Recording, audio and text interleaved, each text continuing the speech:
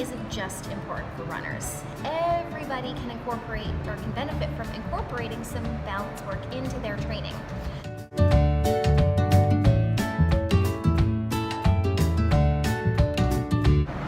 You've probably heard people talk about how balance training is super important for runners, and it's true.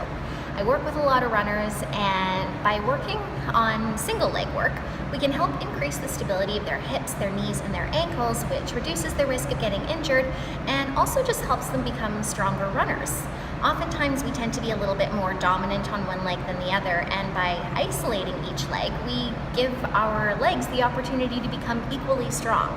So it really helps us identify where those imbalances lie and helps us figure out what we can do to correct them.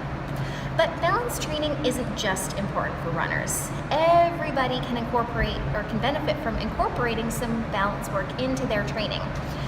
As we get older, it's natural for us to lose a little bit of our balance, and by working at it, by taking a proactive approach as opposed to a reactive approach, we can keep ourselves safe and be able to stay active and healthy for the long term.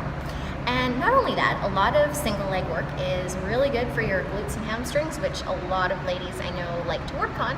So I've got a few of my favorite single leg movements that I incorporate not just into my runners programs, but into a lot of my clients' programs.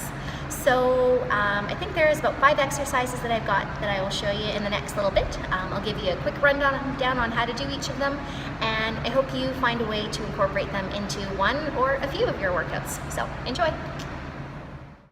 We're starting out with TRX supported single leg squats. Now don't worry, if you don't have a TRX, you don't necessarily need one. You could always just hang on to something like a chair or the wall, or you could be a badass and do them without any support. So you'll want to make sure that you're standing on one leg, of course, weights in your heel, cores engaged, and you want to keep your chest up proud and shoulders packed down. Sit your bum back like you're going down into a chair, and then drive through the heel and come back up to standing. When I do these in my program, I do 10 on each side, and I definitely feel it the next day. Next, we're heading into TRX Split Squats.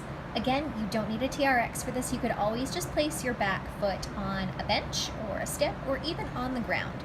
If you choose to do these with the TRX, you just want to think about sliding your leg back behind you as you bend that front knee. Really important to make sure that you're keeping the front knee directly over top of the ankle. And of course, always keep the weight in your heel and focus on using the glute and hamstring for the utmost in posterior activation. One thing to note, if you're using the TRX, just make sure to keep the back leg nice and stable. It's kind of like a steering wheel, so if it swings around, it's going to throw you off balance. Okay, on to 8-point hops. As you can see, I struggle with these. Basically, you're standing on one leg and you're going to hop forward and then back at a forward angle, back to the center, out to the side, and you're going to go around almost like you're making a compass.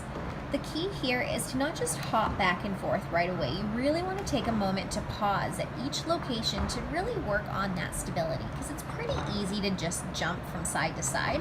The challenge really comes in holding that little pause at the end of each hop. And finally, we have single leg deadlifts, one of my fave.